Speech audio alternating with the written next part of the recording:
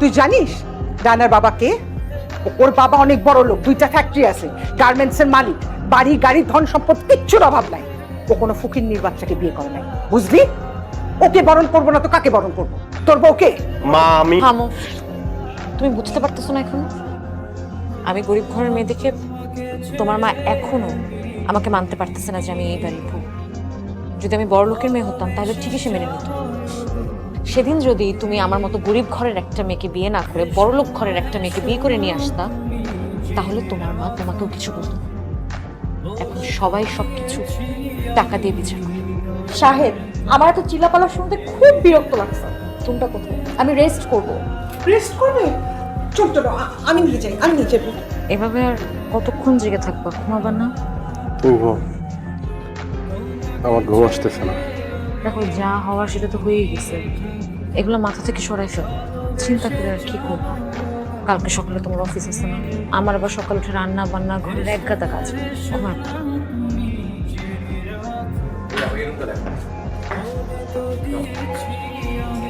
Wow, রুমটা তো অনেক সুন্দর। কি রে তোরা এত রাতে? ভাইয়া একটা সমস্যা হয়েছে, মানে আমি যে রুমে থাকি ডাইনার ওই রুমটা পছন্দ হচ্ছে না, ওই রুমে সে থাকবে। তো এখন আমরা কি করব? আপনি বুঝতে পারছেন না আপনি কি করবেন? শাহেদ, এই রুমটা অনেক সুন্দর আর বড়, আমি এই রুমেই থাকবো। এই রুমে ঘুমাবো মানে? তুমি দেখতে পারতেছো না এই রুমে আমরা থাকি?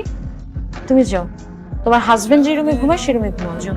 শাহেদ, এই রুমটা আমার খুবই পছন্দ হয়েছে। আমি যদি থাকি এই রুমেই থাকবো। আর কেউ যদি আমাকে এই রুমে থাকতে না দেয়, আমি সোজা আমার বাবার বাড়ি চলে যাবো। ইভেন তোমার সাথে আমি কোনো সংসারও করবো না। তুমি বলো তুমি কি চাও, আমি থাকবো নাকি যাবো? আরে না না, তুমি কেন চলে যাবো ভাইয়া? তুমি কি বুঝতে পারতেছো না ডাইনা কি বলতেছে? ডাইনার এই রুমটা পছন্দ হয়েছে, সেই রুমে থাকতে চাই। তুমি একটু যাও না, আমার রুমে থাকো না। এই কি বলিস হিসাব করে কথা বলবি। আমি আমার বেডরুম থেকে আমার বউ বাচ্চা নিয়ে বেরিয়ে যাব? আরে তোর বউ যদি তোর রুমে ঘুমাতে না পারে, যেইখানে ঘুমাতে পারে সেখানে নিয়ে যা। এইখানে ডিস্টার্ব করছিস কেন? তুমি আমার বড় ভাই হয়ে এই কথাটা বলতে পারলা?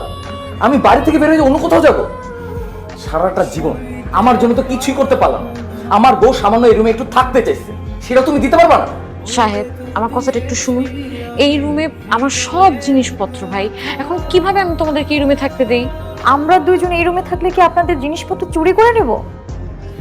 আচ্ছা, আপনি জানেন আমার বাবার কত টাকা? আমার বাবার যে টাকা আছে না, আপনার রুমে যে জিনিসপত্রগুলো আছে এগুলো বিক্রি করলে মাত্র এক বেলা নাস্তার খরচ হবে।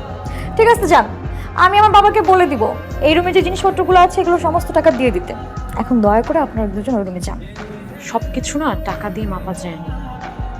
এই ঘরে যে জিনিসপত্রগুলো আছে সেগুলো আমার কাছে শুধু